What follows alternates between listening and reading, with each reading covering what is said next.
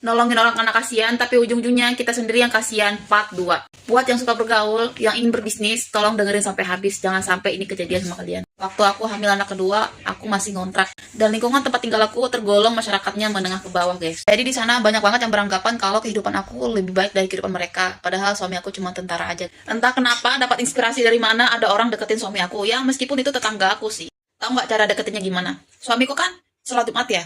Dia juga ikutan sholat Jumat dan pulang bareng. Ya nggak gimana-gimana sih, tumben aja gitu loh. Suami aku yang umurnya waktu itu 25 tahun, ngomong sama bapak-bapak umur 40 tahun ke atas. Dari cara ngomongnya, wah banget, akrab banget gitu loh. Dan ternyata setelah beberapa kali kejadian baru kelihatan modusnya, ngajak bisnis bareng. Dan anehnya kenapa gampang banget suami aku percaya sama orang itu. Aku udah ngingetin suami, bang, dia itu pernah nipu orang. Suami aku jawab apa?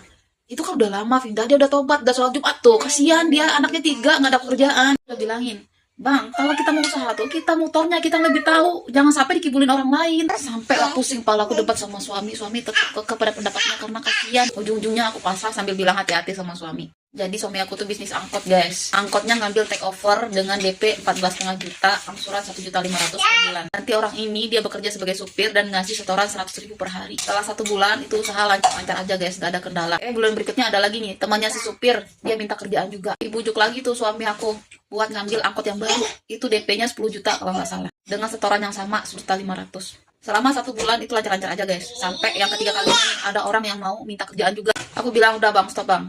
Ini 2 angkot nih aja nih, kita bertaruh antara makan apa enggak kalau kejadi apa-apa. Dan benar aja malapetaka terjadi setelah itu. Itu angkot ada aja masalahnya ya. Bengkel terus yang bengkelnya ditunjuk sama supir itu, atau montir bengkelnya yang suka dipanggil. Sampai turun mesin segala, tahu nggak berapa harganya itu betul mesin? Sampai jutaan. Walaupun nih aku ikutan nih jualan tiket pesawat, tetap aja kehidupan kita itu minus, nggak bisa bayar angsuran. Yang lama-lama 2 mobil itu ditarik. Karena kasihan nih sama kita, akhirnya supir yang baru direkrut ini bilang sama kita kalau sebenarnya mobil itu banyak yang diakalin sama supir yang lama. Part-part mobilnya yang ori diganti sama yang KW. Terus jadinya mobilnya banyak masalah hingga turun mesin. Tahu nggak, dari awal memang orang ini sudah merencanakan untuk penipuan. Bayangin aja, itu DP mobil sebenarnya 4,5 juta. Tapi di markup 10 juta jadi 14,5 juta. Buat segala kerusakan angsuran yang selama ini kita udah ngabisin banyak tabungan. Bahkan untuk lahiran aja kita nggak ada duit. Bener-bener habis tuh kita. Bayangin aja, buat makan kita aja nih. Pertama kalinya suami aku ngamen ke Jakarta pakai topi biar nggak ada yang kenalin. Sampai suamiku gajian lagi di awal bulan. Padahal selama ini suamiku tuh baik sama dia tuh. Kalau istrinya butuh uang kita pinjemin. Anaknya SMP butuh HP buat belajar.